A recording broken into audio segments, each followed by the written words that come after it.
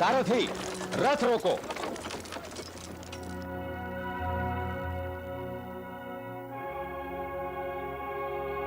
ठहरो।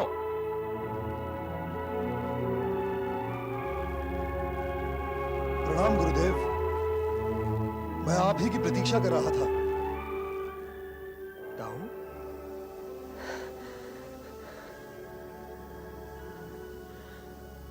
प्रणाम दाऊ।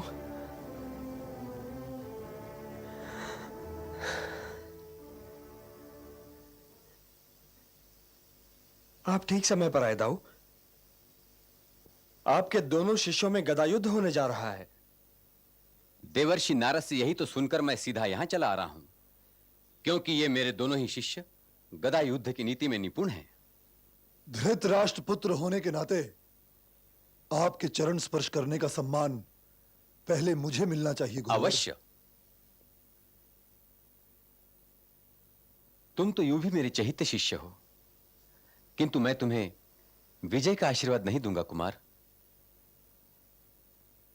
मैंने आज तक इस युद्ध में विजय श्री के आशीर्वाद का कवच पहना ही नहीं गुरुदेव, परंतु आज का युद्ध तो विशेष है और मैं ये युद्ध विजय श्री के आशीर्वाद के बिना ही जीतना चाहता हूं। परंतु गुरुदेव,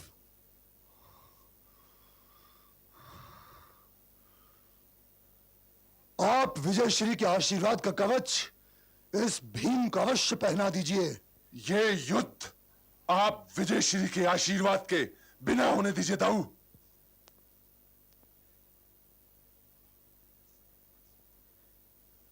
गदा युद्ध आरंभ हो।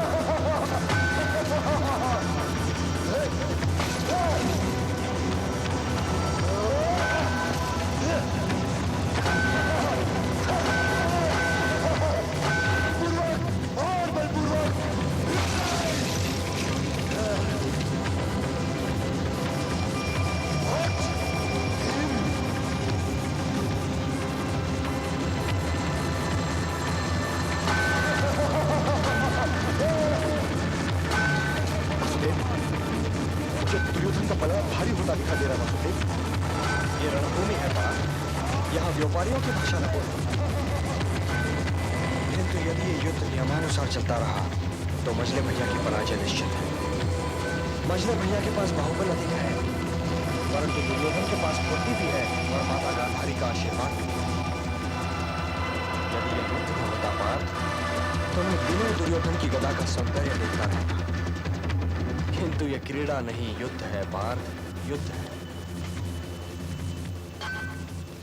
पार्थ, मजले भैया को उनकी प्रतिज्ञा याद दिलाओ। कौन सी प्रतिज्ञा? क्या तुम भूल गए कि उन्होंने हस्तिनापुर राजसभा में द्रौपदी के अपमान के उपरांत दुर्योधन के विषय में क्या प्रतिज्ञा ली थी? उन्होंने दुर्योधन की जंगा तोड़ने की प्रतिज्ञा ली थी, किंतु ये गदा युद्ध है केशव, और गदा जंगा तक जा ही नहीं सकती। तो क्या मजले भैया दुर्योधन के शव की जंगा तोड़ेंगे पार्थ? तुम उन्हें उनकी प्रतिज्ञा याद दिला दो, फिर वो जाने और उनका काम। नहीं केशव, मैं ऐसा नहीं कर सकता। हाँ?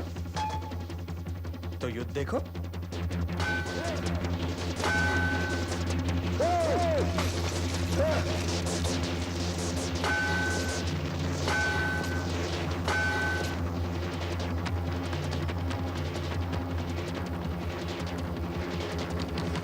मजले भैया अहो, मजले भैया अहो अहो। चिल्लाते क्यों हो अनुज? युद्ध देखो। दाऊ, मजले भैया का ये पैतरा तो अति प्रशंसनीय था दाऊ, देखिए ना। अहो मजले भैया अहो, बड़ी भैया अहो, अहो मजले भैया, अहो मजले भैया अहो, बड़ी भैया अहो, अहो मजले भैया, बड़ी भैया, अहो मजले भैया अहो।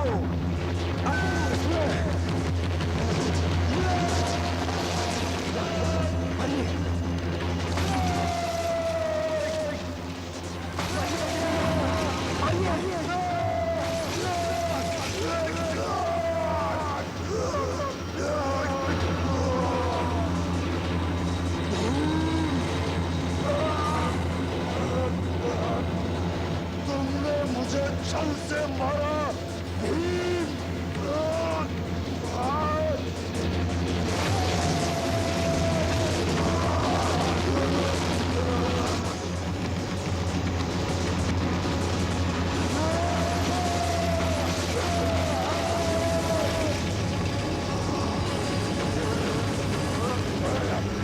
क्या भूला नहीं दुर्योधन?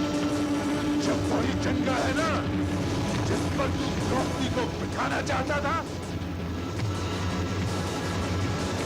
नहीं भीम, नहीं, नहीं।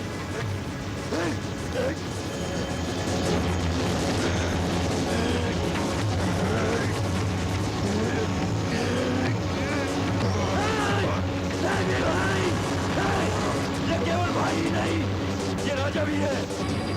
इसकी मृत्यु का अपमान न करोगे। अब ये किसी का अपमान करने के लिए जीवित ही नहीं रहेगा। हे कौंतेय भीम, आज तूने अपने गुरुजनों का अपमान किया है। क्या आचार्य द्रोण और स्वयं मैंने तुझे ये शिक्षा नहीं दी थी कि गदा युद्ध कमर से नीचे नहीं उतरता? ये पीड़ा से तड़पता हुआ दुर्योधन नहीं, ये तेरे गुरु की मर्यादा घायल पड़ी है, जिसे केवल तेरे काय रक्त का स्नेह लेख ही ठीक कर सकता हूँ। हट जाओ कृष्ण, आज मैं इस काय को जीवित नहीं छोड़ूंगा। मेरी बात सुन लीजिए दाऊ, फिर आप जो आज्ञा देंगे मैं उसका पालन करूंगा। क्या कहोगे तुम? और तुम कह भी कह सकते हो। आपका क्रोध सिरा आंखों पर दाऊ, फिर भी यदि आप ये आज्ञा देंगे तो मछली भैया स्वयं अपना सिर काट कर आपके चरणों में अर्पित कर देंगे। यदि पहले मैं जानता था कि तुम कोई न कोई किंतु अवश्य बीच में लाओगे। तुम ये भी जानते हो कृष्ण कि अब तुम इसके बचाव में कुछ भी नहीं कह सकते। यदि कुछ न कह सकता दाऊ तो आपके बीच में आता ही क्यों? मैं ये नहीं कहता कि मजले भैया ने दुर्योधन की जंगा तोड़कर किसी मर्यादा का उल्लंघन नहीं किया है, अवश्य किया है।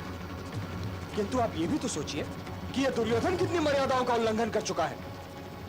पांडवों के साथ तो इसने कपट के अतिरिक्त और कुछ किया ही नहीं दाऊ। लाक्षागृह में आग इसी ने लगवाई, द्यूत क्रीड़ा में गंधार नरेश शकुनी के पासों ने कपट किया, ये आप जानते हैं। भरत कुलवधु द्रौपदी बालों से पकड़कर भरी राजसभा में घसीट कर लाई गई, ये भी आप जानते हैं। और इस सभ्य योद्धा ने जंगा खोलकर उसे उस पर बैठने के लिए आमंत्रित किया था, क्या ये नहीं जानते आप? किंतु दाऊ, आपने कभी दुर्योधन को तो नहीं टोका? क्या मर्यादाएं भी पक्षपात करती हैं दाऊ? कि यदि दुर्योधन किसी मर्यादा का उल्लंघन करे तो वो ठीक, और यदि मजले भैया भीम से किसी मर्यादा का उल्लंघन हो जाए तो उनके लिए मृत्यु दंड। ये तो कोई न्याय नहीं हुआ दाऊ। टूटना ही था इस जंगा को, क्योंकि मजले भैया प्रतिज्ञाबद्ध थे।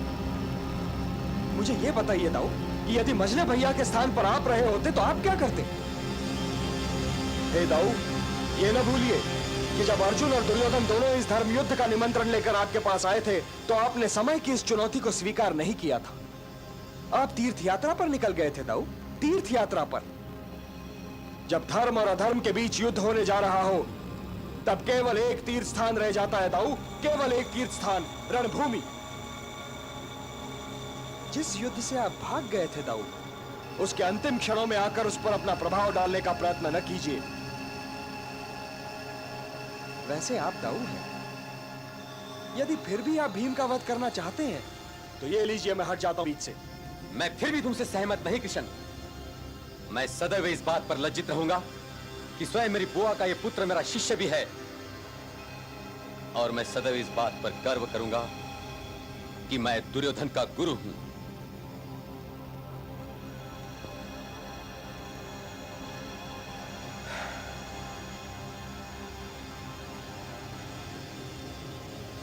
दाऊ की बात का क्या बुरा मानना मजले भैया?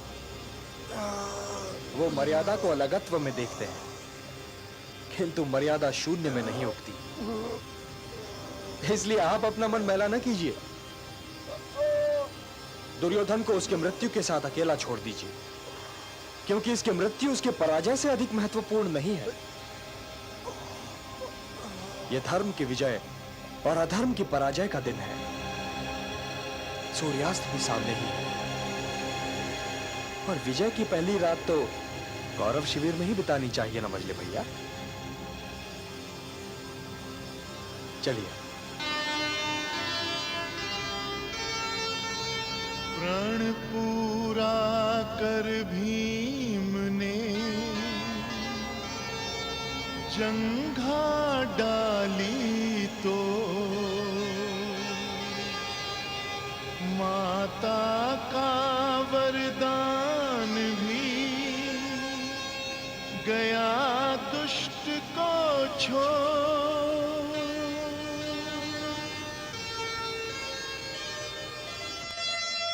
समझाया श्री कृष्ण ने क्रुद्ध न हो बलराम, ये तो है फल पाप का, यही न्याय का काम।